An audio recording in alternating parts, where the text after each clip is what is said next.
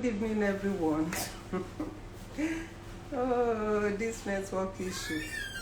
We thank God for another Saturday. So thank you for holding on. This is Dr. Tony on Forever Together program. So thank you for your patience. Thank you so much. So today I'll be talking about my moment of depression, part 1, because the depression was in series. So, but let's start from and how to handle it, because that's the purpose. The story is not going to be about how the depression was or what it was or how deep it was, but what did I do to overcome it, or what were the benefits that I was able to get in my moment of that depression. So thank you so much for holding forth. Today is episode 15, like I said, and the title for today's episode 15, Moments of Depression. You know, if you can recollect, I mentioned it that when I finished from College of Education, I had a distinction in mathematics, distinction in integrated science, and we had opportunity to go to Obafemi Awolowo University then, University of Ife, to just spend 2 years for our first degree. But everything that I had exhausted, so I didn't have the money to go because I managed. In fact, by the time I finished that NC, I had sworn, if I hear anything school, I will not dare it, because it was really a turbulent time for me. I can't count the number of times that I was left with only garri, or the number of times that it will only be beans. So beans and garri were like the savior at that point in time. Even though the garri was so cheap, I think 500 naira or so for a basin, but it wasn't easy to come by. So I was discouraged that I will not be able to go. Now, my fellow girls, ladies, women, any man that will not contribute to make you move forward is not worth to be in your life. And if you don't ask for it, if you don't talk about it, nobody will think for you. Because years later, I sat down and I did the analysis of my life. Okay, why didn't I insist that, my education is number one priority. So this marriage of 18, let's be patient, or even though if I can still have children, since we are so much interested in having children, I can have children while in school and all that, but let me go back to school first. Maybe if I'd made that to be the condition at the time I was reigning, maybe it would have worked. But I didn't talk about it. I know I was no longer focusing on my life, on my progress. I wanted to settle down. This good for nothing girl who had 2 children already, and somebody is proposing to marry her with the 2 children.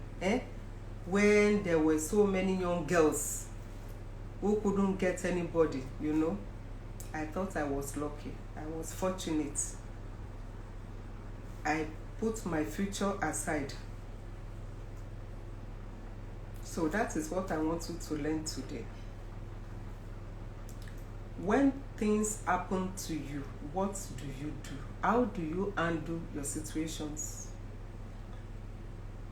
So at that point in time, I didn't even make it a priority. So it's not as if I made it my priority and it discouraged me. No, it didn't discourage me. I didn't even talk about it. I didn't even put it forth that, okay, this is my desire. No.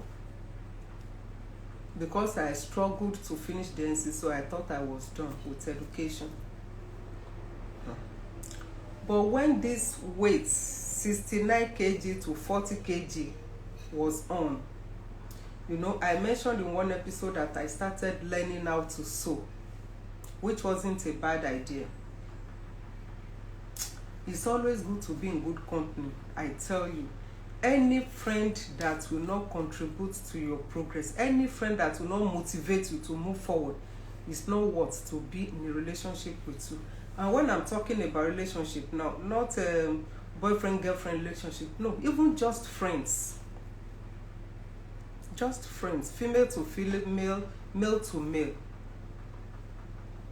So there was one of my colleagues. She used to call me Yaokomi, my sister-in-law. Not because I was related to her husband, but because her husband is from her side. So we became close. So she wanted to start first degree. She encouraged me, say, and that time, don't forget, I was already working.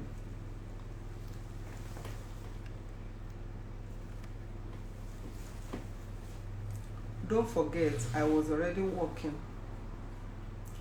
So initially I wasn't too happy about it because of the financial commitments.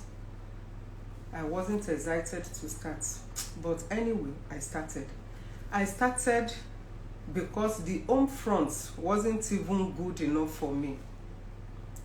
I had nothing to be doing at home anymore. So why not just look for something to do? And that is what depression can do. You know, when one is depressed, you can go into smoking, you can go into having unfruitful relationships, you can go into drugs, you can go into so many things that are not profitable. But I don't know why each time there was depression in my own life, it always propelled me to add value to my life. Because I will look at it from the point of view that, okay, if I don't want to remain in this condition, what do I do next?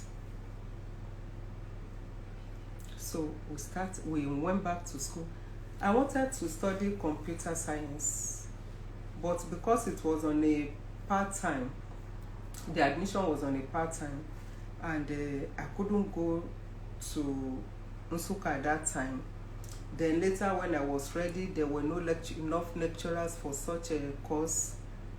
So I stayed glued to my mathematics. But I want to tell you that it wasn't even easy, because I would have to pay my child's school fees from that same salary. From that same salary, I would have bought rice, bought melon, bought palm oil, vegetable oil, bar soap. That bar soap, I know that it was a popular soap that time, ST soap. I don't know if it is still available now. So I would have bought those things. And by the end of the month, my salary was 5 naira less, 2,000 naira less 5 naira. So by the time I collected that money, I would have exhausted everything. I would just share, I would distribute to the people that I was owing.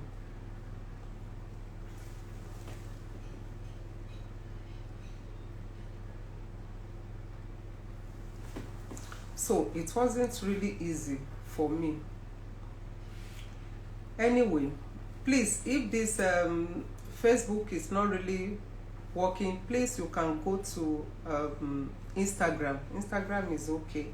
So I don't know why the Facebook is misbehaving this evening. So I resumed school and we were going. And before you know it, 100 level,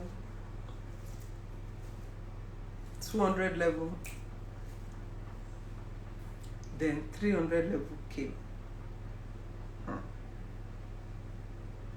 300 level, I couldn't continue, you know. I made up my mind that I will need to stop because I can no longer continue. Not for health challenge, but for financial problem. But it's good to always be in good company, like I mentioned to you. This my sister-in-law, my wife, when I told her that, look at the situation, see, my child is owing 600 naira in school, and I can't even afford to pay. So I think it's better I stay behind. Let me just leave this school and focus on my baby. She said one thing that I can never forget. I hope she's watching this program now. If she's not watching, I will send it to her. She said, Iya Okomi, my sister-in-law, there's no certificate for 300 level. The moment you stop, you are still NC holder, because there's no certificate for 300 level. And that thing really hits me. So I now say, okay, so what am I going to do? I'm owing 600 naira now, and I can't pay. She said, anyhow, we will do it. She promised to be coming to school with enough food that 2 of us will eat. She promised to pay my transportation fare. Then I would just pay my tuition. And how much was the tuition? I checked all my receipts. I think 2016, when I was moving to Jos, I saw those receipts. None was up to 1,000 naira. Or maybe 10,000. I can not up to 10,000 naira. But it was very challenging. So I said, okay, you come with enough food? She said yes. You pay my transportation fare? I should just look for my tuition? She said yes. So I said, okay. That word gave me courage. Like I was asking you last week, what are you saying to people? What are the effects of your words to the people around you?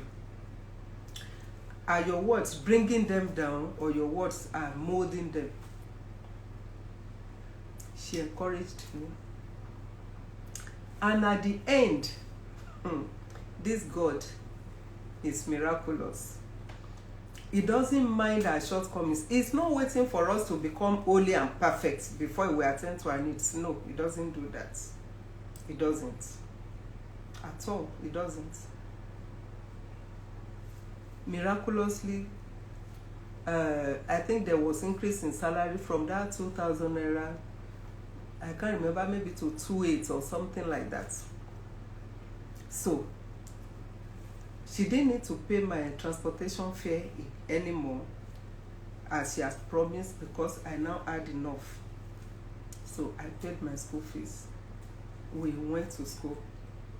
Anyway, to cut the long story short, I was able to finish. But you know, it is good to do good. When you do good to people, they tend to remember. And if you do terrible things, that one they can never forget. In fact, it's easier to forget your good deeds. So there were people that were planted on my road during that period. And I want to talk specifically about 2 of them, just 2. Because as time unfolds, I'll be talking about so many people. There was this lady, I won't mention her name, but I contacted her late last year to remind her what she has done for me. And I thanked her again, because it took me so many years to be able to get her contact. This lady will give me t-shirts, shoes, bags, face cap, brocades, and lace. Around that time, there was this particular lace called jacquard. So she will give me those things to go and sell. So I will sell. And there was another colleague of mine too. I think she's maybe from Oyo State, or it should be from Oyo State, because she has this tribal mark. She too was also selling. She will also give me. And they will give me these things. I will sell. At least I will have something on top. I will make my own gain. Then another thing that I want you to learn from that is that when you are given opportunity, please don't abuse it. I was so poor at that point in time that if I had spent their money, I would have every reason to justify it. But I did not. If their money was in my hand, I would rather go hungry rather than eat from that money. I will not. And you know, when you sell to people in the office like that, or in offices, they do part payments. Then maybe by the end of the month, you go back to the office to collect. Every first payment, I will always take to them, to those who gave me goods. I will not spend from it. I won't assume that, okay, by the time this person pays, then my profits, okay, from that 500 naira profits, let me spend 200 naira now. No, I will not. I will wait until their own money is complete, then I will have my own profits. So God planted those people on my path to make me move forward. But don't forget, this lady that was kneeling for me, kneeling for my ex that time, and eventually told me that, you have been hiding me. It's time to let her know that, this is me and this is my position. She also bought some items from me. She bought for her boyfriend. So she promised to pay, but she did not pay. And up till now, she did not pay.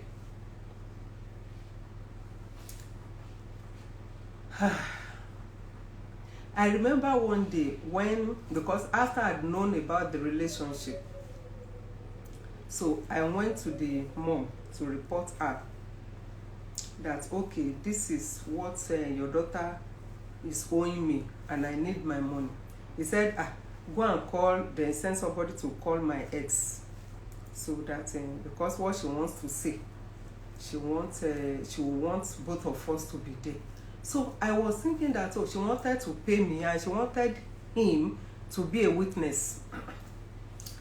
Because I told her, my report was that, now that you are ready to take my husband, you can't take my husband and take my money. So give me my money.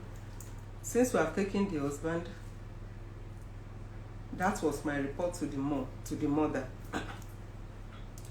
But I was shocked when my ex came. And she now said, whoa, aye n ṣerú ẹ o. You see, wàhálà ìgò ló máa pa ice water.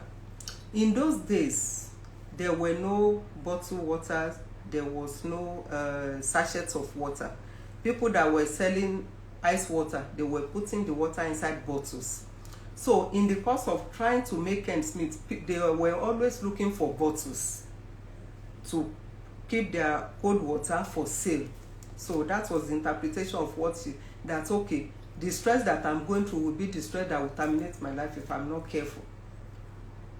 Because she doesn't know why I'm so concerned about that money. That if my ex cannot pay that money, if I refuse to collect the money from my ex, then I don't need the money. I said, no, I can't collect the money from him because she bought those things for another man. She said, then I didn't need that money. Because if I really needed the money, I would have collected it from. So I look at that tribe. Is it true that they are all like that? Because years later, I have friends from that tribe. And they are not like that. So was she like that because she was confident that she has things that she can use, that nobody can harass her? I don't know. She even said, that where is the husband that my daughter is even taking? Look at him. Where is he? Doing like this to him. In his presence. Not that somebody said. In our presence. He said, where is the husband now? That I'm crying all around. That I cannot forgo certain amount of money. How much is the money? I was shocked. Because he too did not see anything. He couldn't see anything. Where is the husband? So if it's not worth taking from me, then what is the daughter doing with him?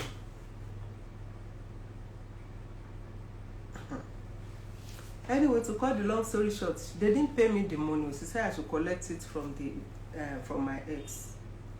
So when we go back home, I asked her, I said, can you see your life? You see your life for outside. They said, where is the husband? That you are not worth anything. She said, go and sit down. She didn't mean it that way. I said, no. So truly what the landlord is saying is the truth. That they have given him something to eat that will make him lose his sense. Because sometimes when your partner or your spouse is misbehaving, you need to really check what the problems are with him or with her. Because it can happen to both sides or either of the sides. he handled it with levity. He didn't say anything wrong in what she said.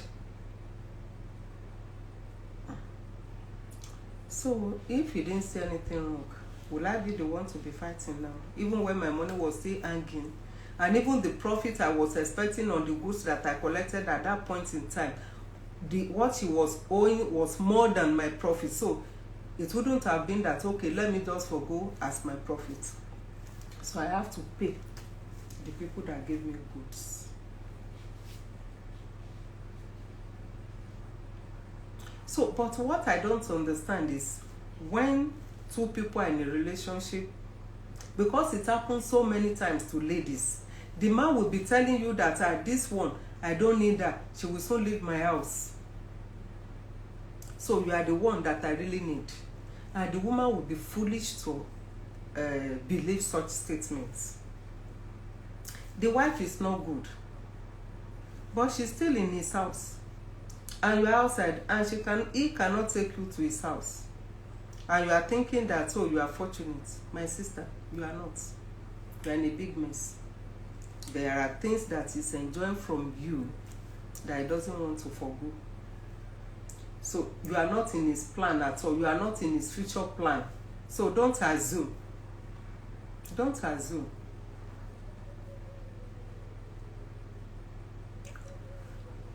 So the money went like that anyway. I didn't get it. But concerning my school now, there was one testimony that I remember. One day, I think I was already in final year. So I now saw one lady. I think I've known her before, but I was just surprised to see her on campus. So I said, oh, how are you? Are you here for a course? She said, yes. I said, which course? Then she told me. I said, I hope genetics is not part of your course. She said, genetics. I said, genetics is a course in biology. She said, no. And I said that purposely because the lecturer was standing there watching us. That same lecturer was the one that harassed me previously during my NCA program. Because it was mounting so much pressure on me. And I said, I'm married, sir. I'm married. I already have children. He said, why are you so much in a hurry? A beautiful girl like you. Why are you so much in... And his wife was also on campus. And the wife was a lecturer there. And the wife was beautiful. Brilliant. When the harassment was much, that time, I invited that was long before now, to come. So I think I've mentioned that in another episode. When we went to his office, he now said, oh, that he has told me if any lecturer is harassing me, I should just let him know. And later I started making jest of me on campus that I was a stupid girl, bringing her husband to meet lecturer, that I'm not exposed, I don't even know what is going on, I don't know what is trendy and all that. So that same lecturer, I saw him. And I said, I hope you are not offering genetics. So because that's almighty genetics, you can never pass it. No matter how brilliant you are, and if you are too brilliant, your answer for number 1 can go for number 3 can go for number 2. Like that. And eventually you come up with E. Because that was the excuse he gave me. I had E in that course. He told me that because there was a panel that was set up, because I reported to the provost, I reported to the dean, I reported to my HOD, I reported to everybody. So, and I reported long before we wrote the exam. So, because I was thinking of what he was likely to do, so I reported, so that they won't think, oh, because I didn't do well in his exam, I wanted to blackmail him. So I reported him before that time. And he knew because he asked me, and I said, I don't know anybody, I didn't talk with anyone. So the lady left, and this lecturer, see, you can talk about your grievances, but please always let go. That thing that I did that day, I won't do it now. No, I won't do that again now. But I just did it that time to show him that despite all your harassment, I'm still here now and I'm no longer your student. So because at the end he apologized, because later when he saw me in another lecturer's office, there were 2 other chairs. I was sitting on one, another lecturer was sitting on one. Then the lecturer who in his office was on his own seat. So he entered. You know, usually you are supposed to stand up for your lecturer. Whether the person is your lecturer now or former lecturer, the respect should be there. I did not stand up for him. And he looked at my face very well. He said, are you not one of our students? I said, yes, I was. But I'm no longer your student. I'm no longer offering genetics that will give me E, that I will miss, that I will not even know where to write my answers and put answer for number 3 into number 1 and all that. And I think when I said that, he remembered. He now said, you still have this thing on your mind? Please forgive me. Please forgive me. So I stood up for him to sit down. And I really forgave him. And I'm glad that I had forgiven him before he died. Because the thing will, because when we refuse to forgive, it hinders our own progress. That's the truth. All those things were not necessary. All those things that I was doing, they were not necessary. Because at the end, I still made distinction. So my focus should have been on God, giving thanks to God, rather than focusing on his misbehavior. So let's learn to forgive. Let's learn to forgive. It is good to forgive. Because Jesus forgave us, God forgave us, and Jesus came to die for us. And we can never be perfect. So we should not expect perfection from anybody. So let's learn to forgive, please. So I finished the first degree, to cut the long story short. But before I was able to finish, what are the things that happened? Because that one, we don't have enough time for that today. That will be next episode. But let me just start it so that next episode will complete it. In fact, we can complete it next episode. That will be like 5 episodes now. So one of the trips to campus for my course, I returned. Lo and behold, my ex has moved out. But he left my baby for me. And my cousin that was with me at that time. So he came back, I think the following day, to move the remaining things. And he saw me. And I asked him, where are we moving to? He said he doesn't know. Wherever I like, I should move to. Just like that. Is this a dream? No.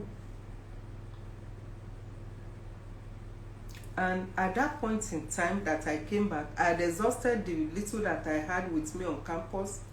Then coming home, my cousin told me that my daughter didn't go to school that week because I have not paid school fees. So they were both at home. So I begged him, okay, now that we are going, what about this school fees? He said he didn't have. Okay, so where will I go to now? You are the one that brought me to Lagos. So where am I going? He said he doesn't know. I should go to wherever I like.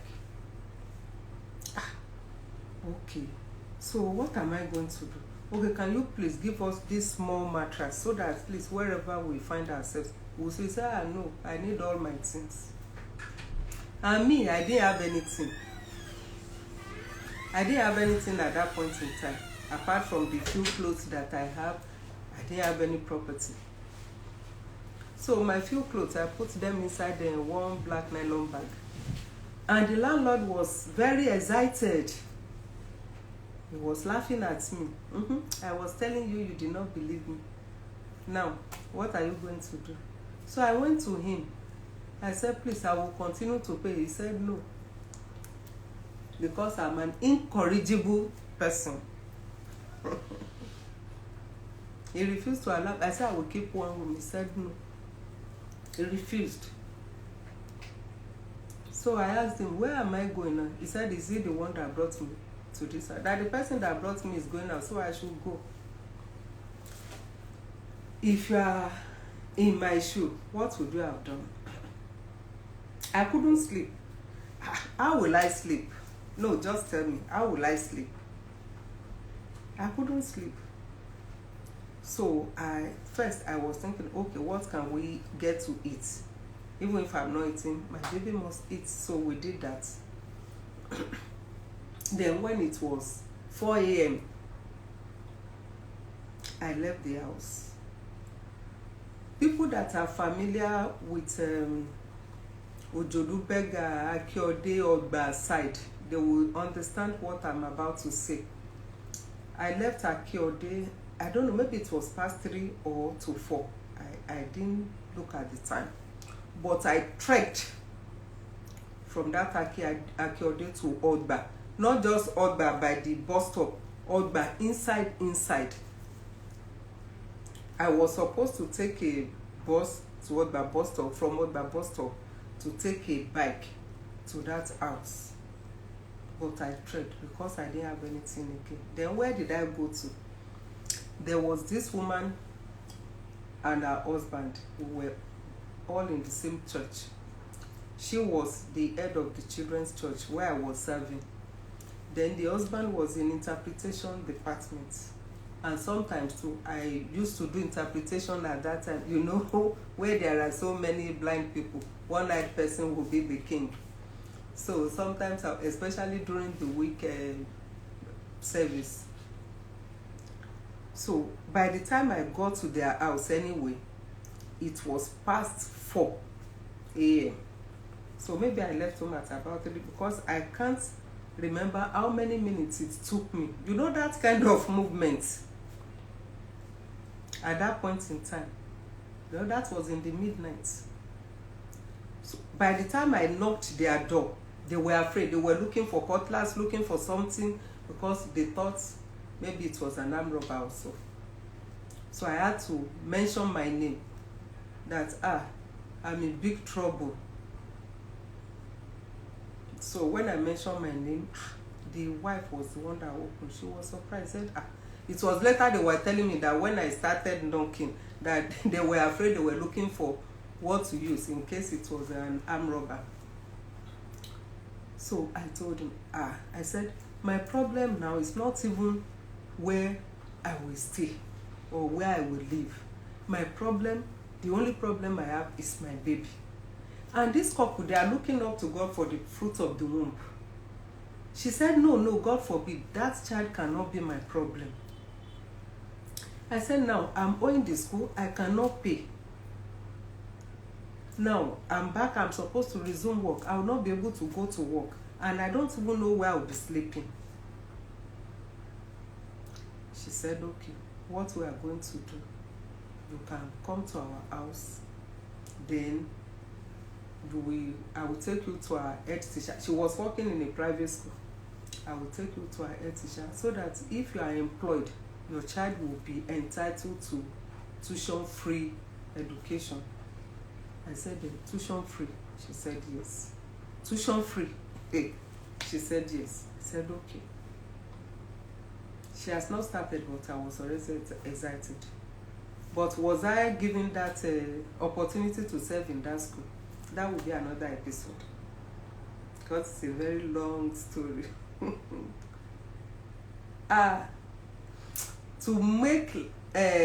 To succeed in life is not easy. To move forward is not easy. But one thing that I kept doing that time, if I couldn't run, I will make sure that, okay, I walked. Where I could not walk, I will make sure that I crawled. I was always moving, not being stagnant. I refused to be on the same spot.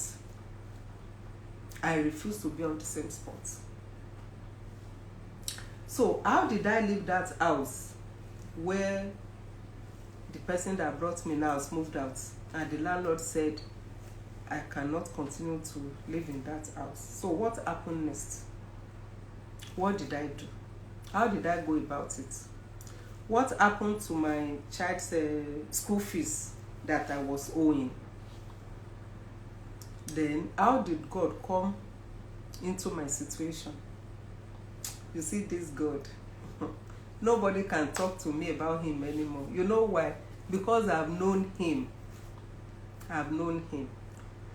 I've known him so much that I know that no, he's not waiting for me to become perfect before he will accept me. No, he has accepted me the way I am. The only thing he wants me to do is to continue lean on him, because he has said that he is divine and I'm the branch. If I refuse to stay put, stay glued to the branch, you know that to the vine, any branch that is cut off will get dry.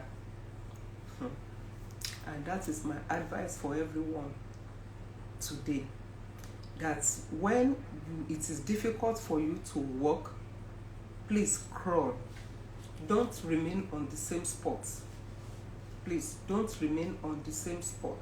Make sure you are moving, and let that movement be positive one, because in moments of depression people can do nasty things, especially if they are in the company of bad people, or if they are in the company of people that do not have God in their life. This my wife, you know, this my colleague that was calling me Yaokomi, my sister-in-law, she's a Christian.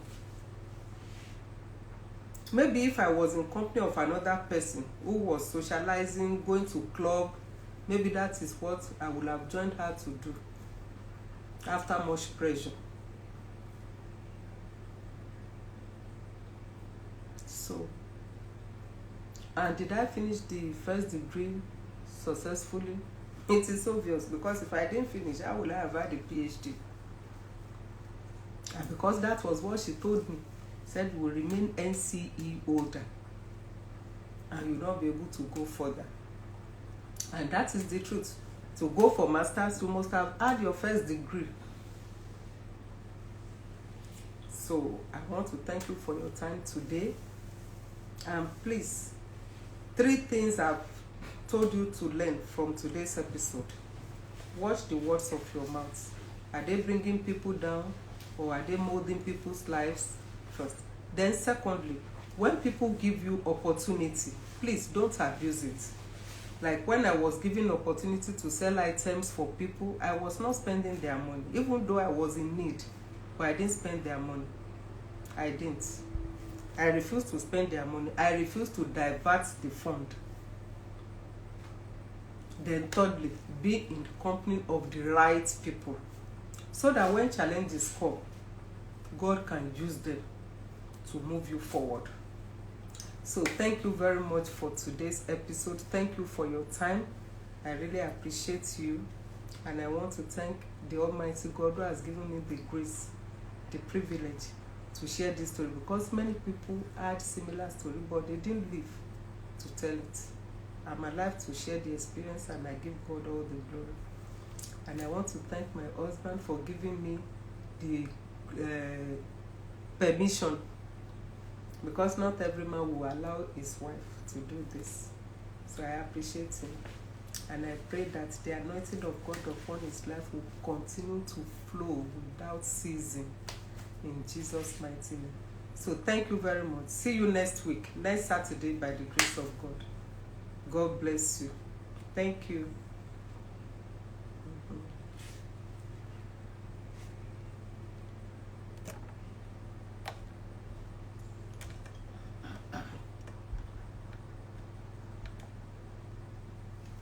End now. End now.